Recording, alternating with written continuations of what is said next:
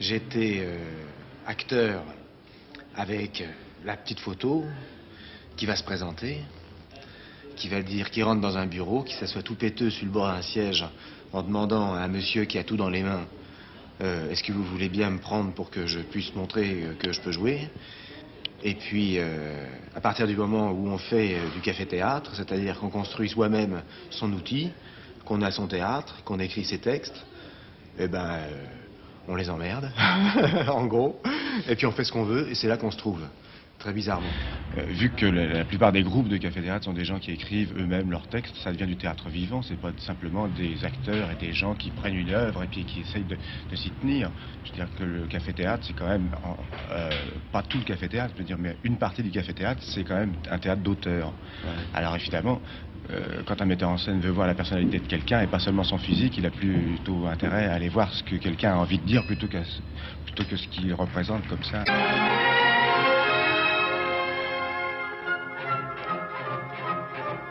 On commence toujours un truc, c'est très mauvais parce qu'on l'a pas répété.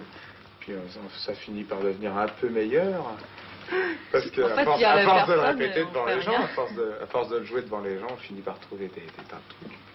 Puis comme évidemment on n'a pas de critiques qui sont venus, qui nous ont massacrés au départ, on a le temps de se remettre sur nos cannes. Mais alors dites-moi, les spectacles que vous faisiez étaient des spectacles qui étaient conçus au départ par quelqu'un de la bande et ensuite complètement enrichis par vos improvisations quotidiennes. Il y avait un bon mélange. Certains étaient conçus, écrits par l'un, ou des fois écrits par tout le monde, mais en général, une fois que c'était au public, les rôles appartenaient à tout le monde, aux acteurs, et il y avait un droit de vol.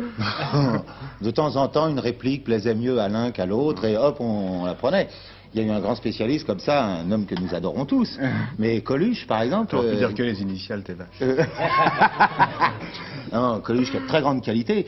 Mais il avait déjà... il était déjà un soliste. Hein. Et... Ah oui, mais j'en connais d'autres. Oui. J'en connais d'autres. Parce Coluche, que, mon Dieu, pour jouer de face, c'était difficile. D'ailleurs. Il y en avait qu'un qui jouait de dos, c'était moi. Tous les autres, ils étaient de face, puis contre le mur.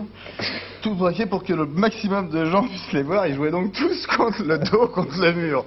Oui, moi, je me mettais de face, de dos. Tu te souviens? Oui. Parce que vous aviez tout le monde, sauf... vous aviez tout le monde, mais mal, tandis que moi, j'en avais les 2/3, mais bien. Non, mais ça,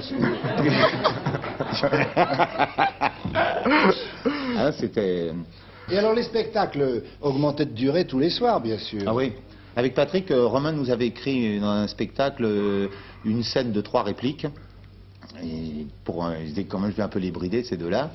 Et au bout de 3 semaines, on avait un sketch de 5 à 10 minutes. Ça allait vite. Ça se passe très facilement. Hein. Et il y avait le coup du pain d'épices, par exemple. Tu te souviens du coup du pain d'épices? Coup du pain d'épices. Refais le coup. Vas-y, fais le coup du pain d'épices. T'as mangé du pain d'épices l'après-midi? T'as mangé du pain d'épices cet après-midi? Non, je te demande pas de me répéter. Oui. Je te demande si t'as mangé du pain d'épices cet après-midi. Oui, j'ai mangé du pain d'épices, oui. Oui. Oui. Tu fais le pain d'épices? Hein?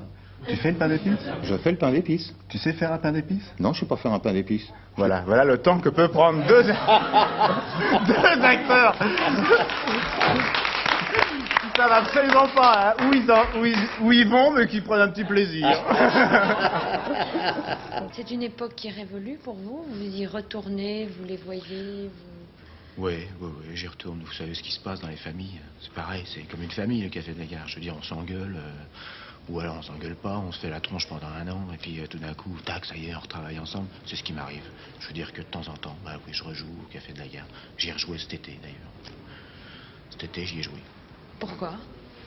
Bah parce qu'il y a eu une défection, il y a Guibet qui était parti tourner un truc, il y a Sautin qui m'a téléphoné, qui m'a dit merde, il y a Guibet qui peut plus jouer son rôle, on doit jouer demain, est-ce que tu veux le reprendre au pied levé? Paf, paf, j'ai pris le machin, hop.